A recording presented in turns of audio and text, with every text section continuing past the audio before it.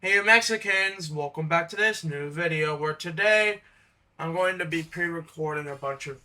Okay, so we're doing a whole daily upload semi-month because my birthday is gonna come up soon and I'm gonna be getting my computer on my birthday.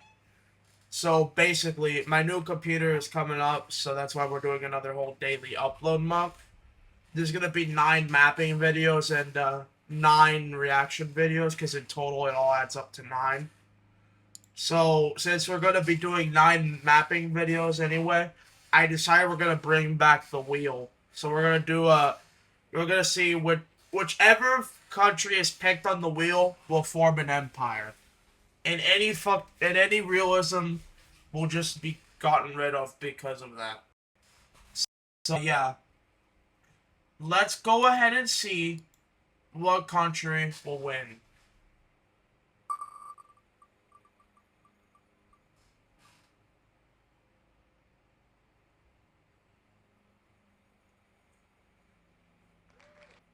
Seychelles.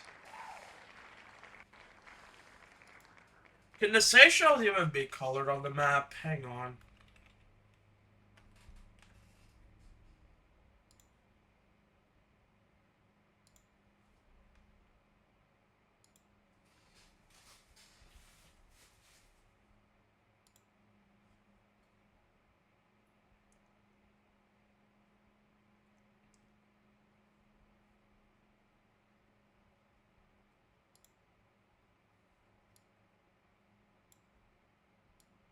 I don't. If these are the Seychelles, I don't think I can do that. Let's pick another one. Remove.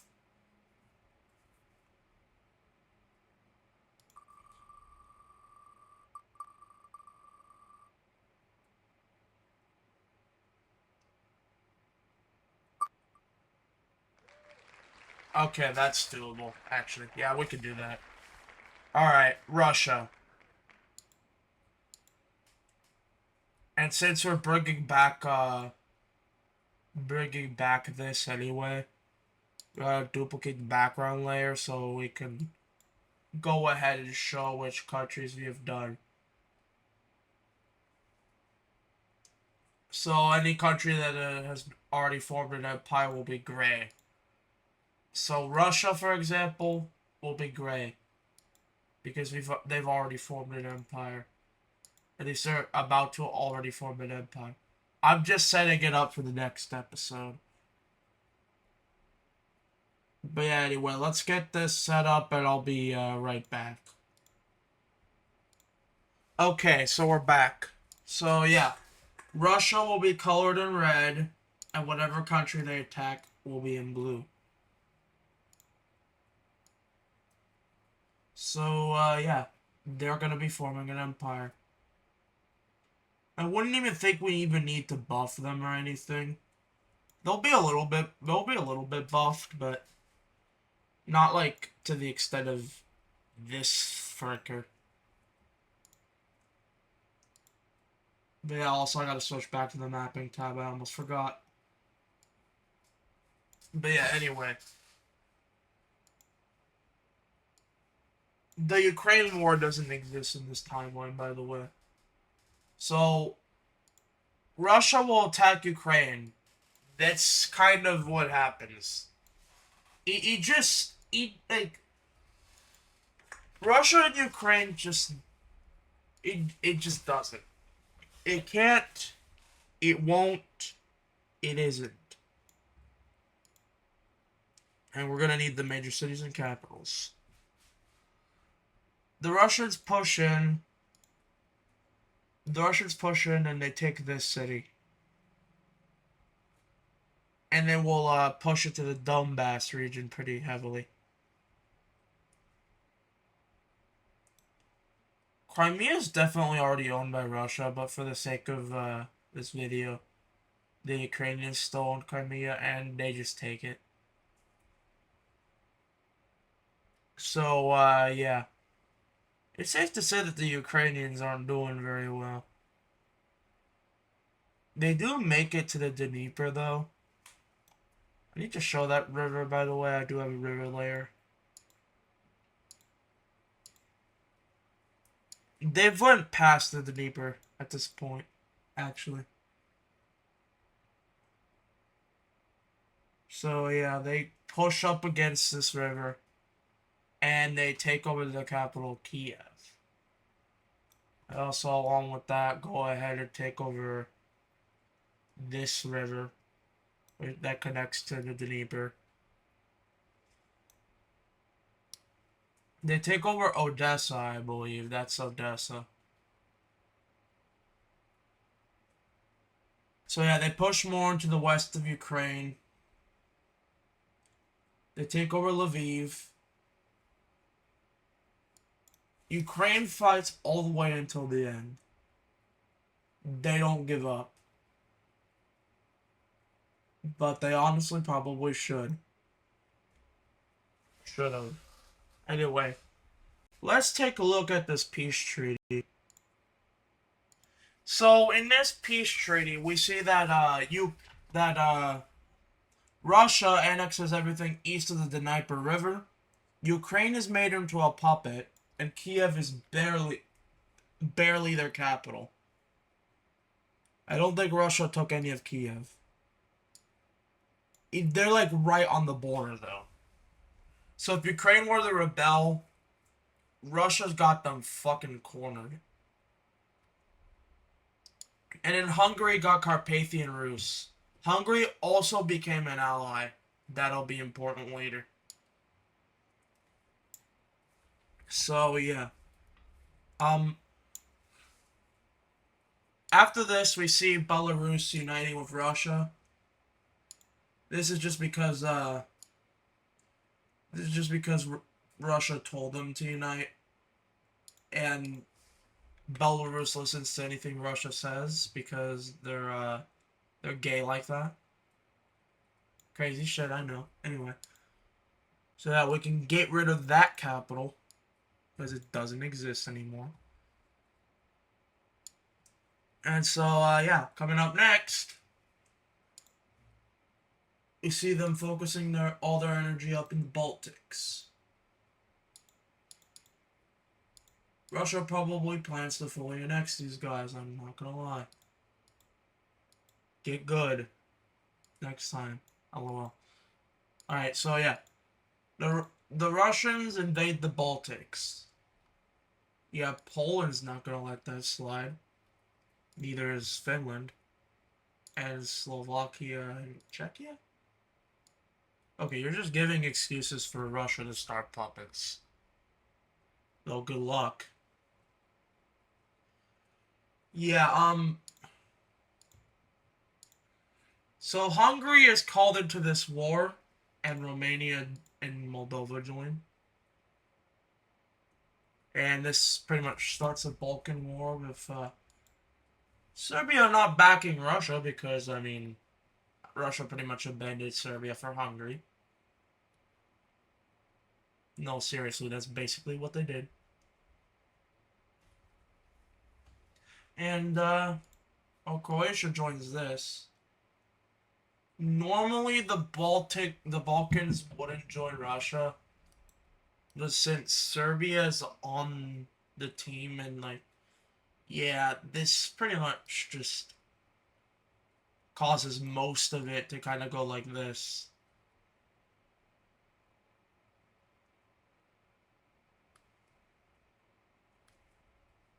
Greece and Turkey don't join, though.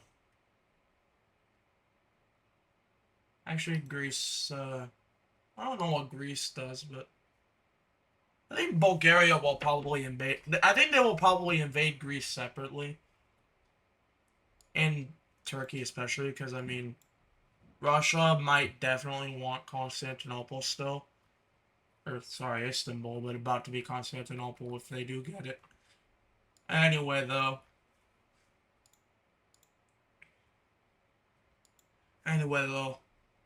This isn't a fair fight. Especially with Russia on the team. They might be able to do some short victories against the these people. Like, for example, Hungary will get pushed onto a bit. Only Hungary, though, because Russia defends Ukraine. Actually, no. No. It's these guys that get screwed over, actually, not Hungary. Hungary is in the zone of protection where Russia can't protect it. So that basically means that, yeah, this whole entire thing's got it covered. And also, there is some pushing into Bulgaria and Bosnia and Kosovo. But I mean, Russia's like literally, like, Russia and Hungary are literally right there. And so the Bulgarian front will eventually fail as it gets pushed back. Along with that, we see everyone just pretty much getting distracted and like, yeah, well, this isn't a fair fight. It might be winnable at first, but once Russia comes in, you're all screwed. It's just kind of not fair. And this would happen even if Russia didn't get buffed. Now, as for here, this is even easier because Russia's already on this border. Like, of course they'd have an easy time, especially because the Baltics were already being planned to be invaded anyway. So eventually these countries collapse. The only trouble Russia would have is Finland as well. Finland and Russia never work. Though I'd like to point out that eventually we see that Poland surrenders like unconditionally, and like Czechia like capitulates. And then we see Finland, who, despite in the Winter War winning against Russia, here they won't win because A, Russia's buffed, B, this is their video, and C, well, Finland's just Finland. They capture the capital, take all their major cities, and yeah. So the red team won. Who's surprised? Nobody, because this is their video, especially Russia. Anyway, now we will take a look at a peace treaty. So Eastern Europe is not looking very different. So yeah, in this peace treaty, we see that Eastern Poland goes, like, gets split between Russia and Ukraine. And along with that, the Baltics and Finland are fully annexed by Russia. The rest of Poland becomes a puppet state, along with Czechia. Moldova gets some land from Romania and becomes a puppet state. What remains of Romania becomes a puppet state. And then Romania gets Transylvania back, along with all of its old land in Serbia and Croatia, and sticks to the alliance. Bosnia gets a lot of Western Serbia, and also gets, like, the southern coast of Croatia. Southern Serbia gets gobbled up by the Albanian Union, which also unites with Kosovo and gets Montenegro. And along with that, Eastern Serbia goes over to Bulgaria, along with North Macedonia and the rest of Dobruja. And Bulgaria gets added to the alliance. The reason why these two haven't joined the alliance is because well, these two are kind of separate from from Russia's spear. They're democracies, so they kind of stick to being democracies. The only reason they even joined the war on Russia's side in the first place is because they had a common enemy. Serbia. Serbia is an enemy of Albania and Bosnia. And since Romania was in there too back in Serbia, that pretty much gives that way. Meanwhile, Bulgaria joined for the land. They wanted Dobruja. They wanted Dobruja, and they also wanted this portion here. And they also actually found Russian allyship pretty tasteful. So they took that opportunity. And they're gonna soon realize that their choice was a good option. Because Russia will decide single-handedly to declare war on all the Caucasus. And since Azerbaijan is in this war, Turkey does not let that slide. And, well,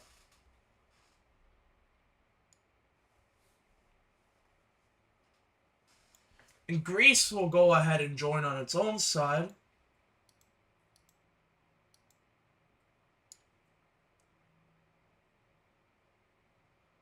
Not on Russia's side, on its own. Yeah, but that'll turn out to be a mistake for Greece. You'll see eventually. But yeah. This activates the Russian alliance. So Bulgaria and Hungary join. And along with that all the other puppet states.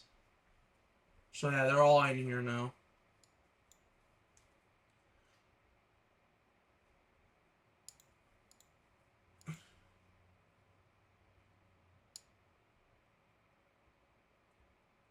So, yeah, Greece will be fighting with the Russians.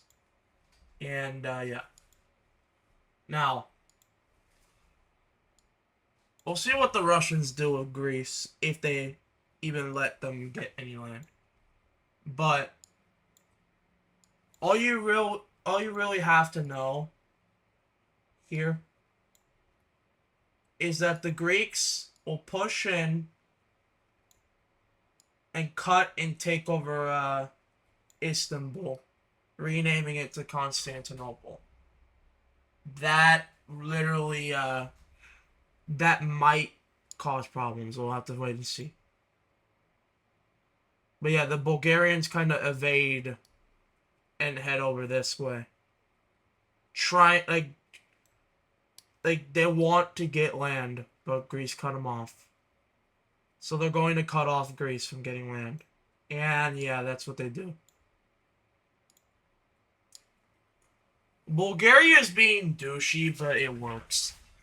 And so Greece becomes douchey back and tries to cut them off here. They take over this city, but Bulgaria races itself to cut off Greece itself again.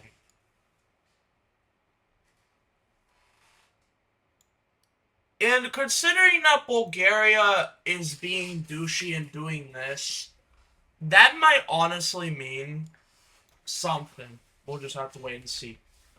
But, with that being said, though, Bulgaria and Russia are the ones that capture Ankara. And along with that, Russia by this point has already taken the Caucasus. Not even a question.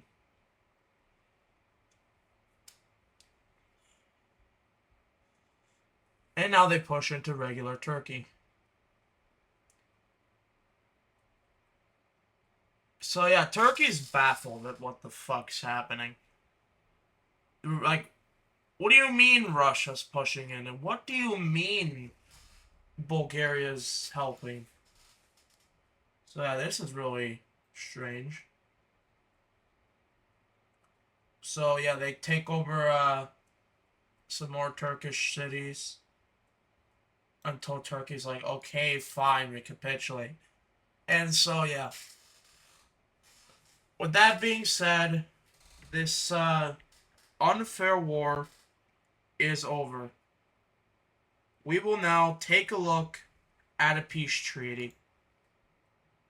Oh wait, I kind of forgot there isn't a peace treaty yet because Russia decides to attack Greece.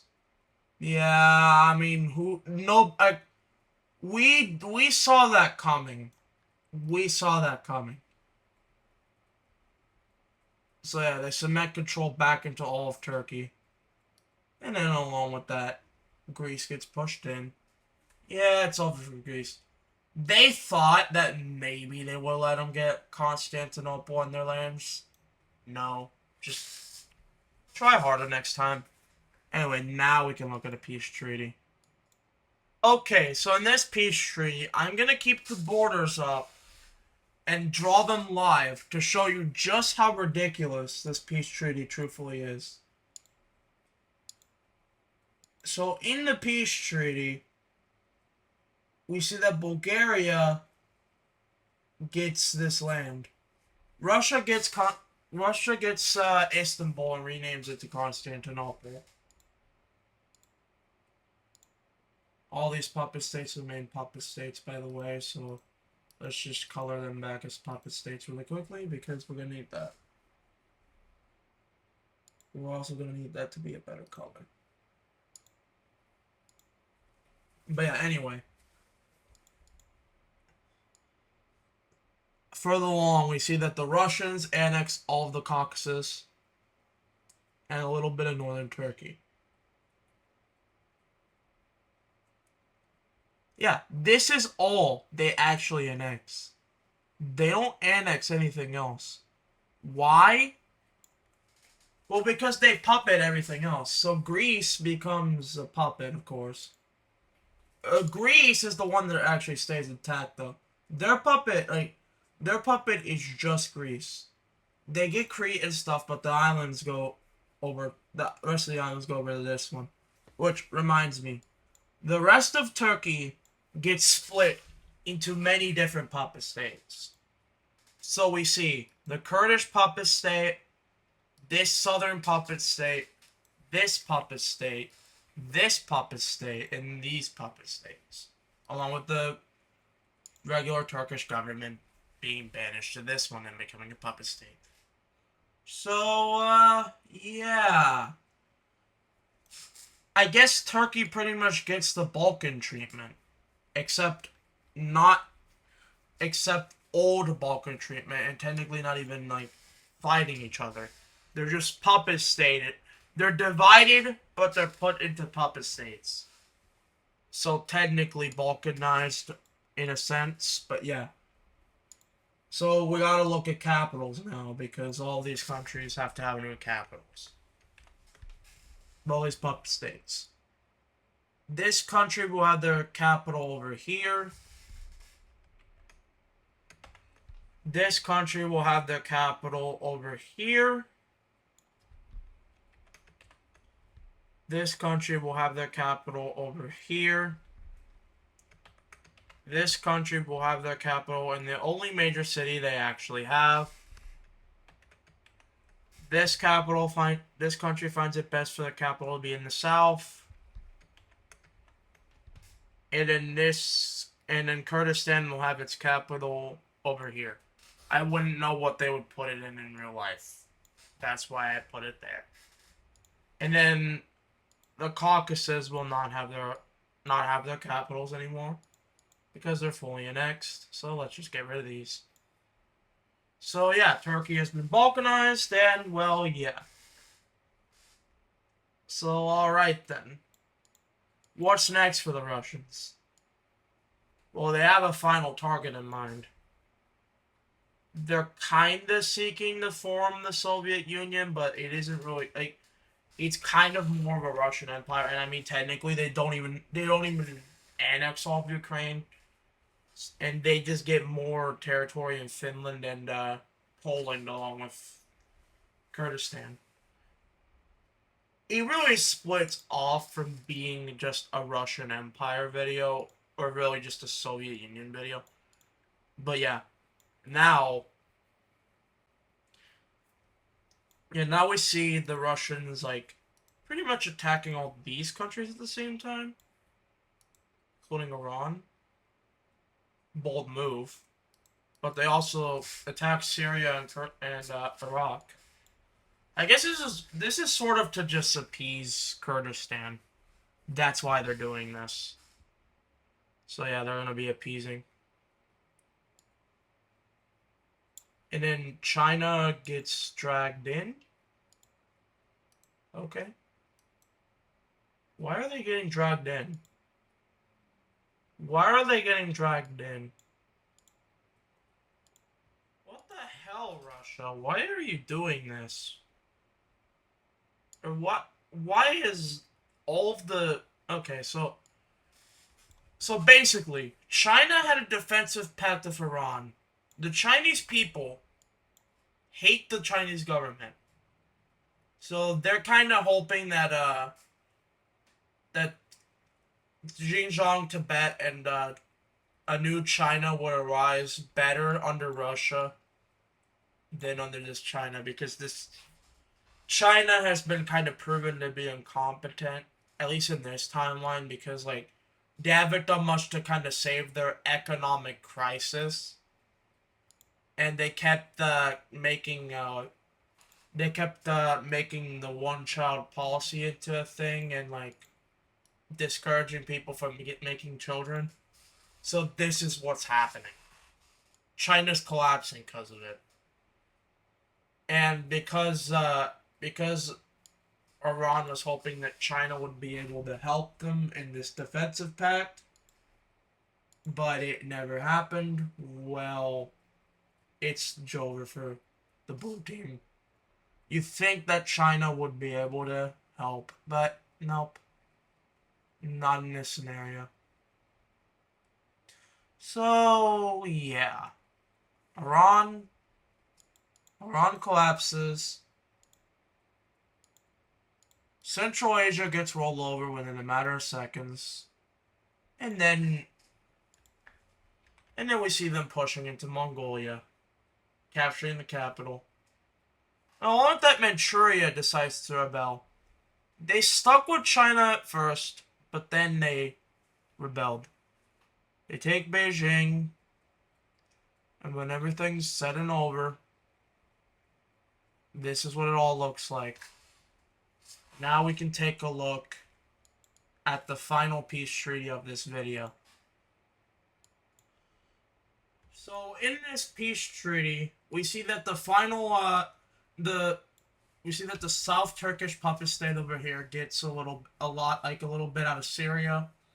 Kurdistan gains what I believe is roughly Kurdish lands.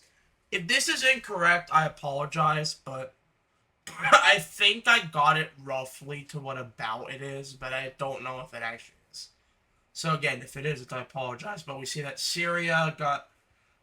Kurdistan got all Kurdish lands, and Syria and Iraq also become puppet states, along with bits of northern Iran going over to Russia in order to connect Central Asia better to Caucasia, and basically it surrounds the Caspian now too. Also, the rest of Iran becomes a puppet state, and we see that Xinjiang, Tibet, and China become allies, along with a lot of northern China going over to China, and then the rest of it goes over. Like the rest of Manchuria becomes a puppet state. So you might be wondering, oh, Alex, why did these three become allies, but then this one became a puppet state? So, Xinjiang, Tibet, and China all chose to side with Russia. It wasn't one way or the other. They all actually chose to side with Russia equally. Manchuria, meanwhile, was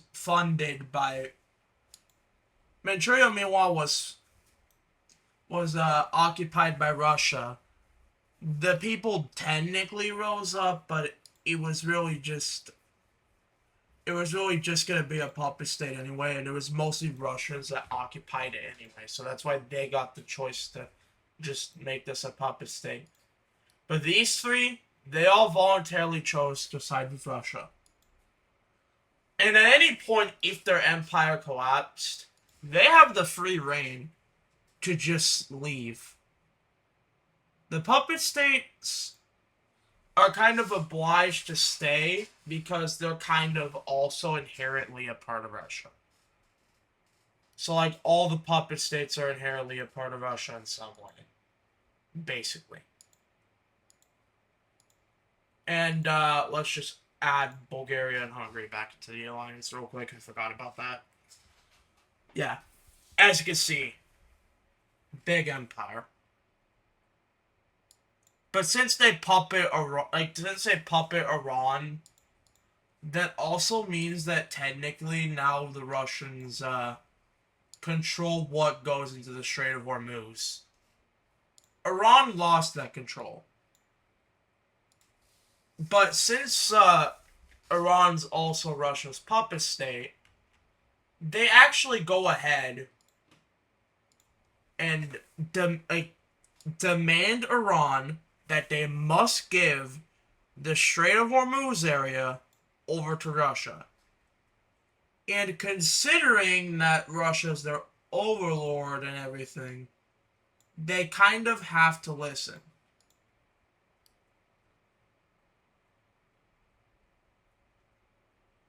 So yeah, we just see that this whole entire province, the Strait of Hormuz province, will pretty much all go over to Russia. And when it's all said and done, this is what Russia controls. So now Russia has full Solidaro control over the Strait of Hormuz. They kind of already did with Iran, but they forced Iran to give them physically that access. So now if Iran rebels, they're not losing it. They're not losing this access. So yeah, Solidaro. But along with that, we see the Russians do a final invasion to give Solidaro control over to trade in this area. They invade Egypt. And they also invade Malaysia at the same time. Now you might be thinking, can Russia even do that?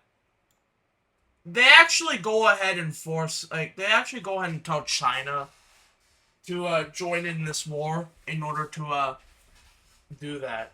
So actually China will be expanding here. They get the Strait, they'll be invading on Russia's behalf on the Strait of Malacca. The Russians will get the Strait of Malacca. But the Russians will do they will do it on their own with the Suez Canal. So that's what they want out of Egypt, the Suez Canal. So yeah. When it's all said and done, Egypt will collapse and fall over to Russian control.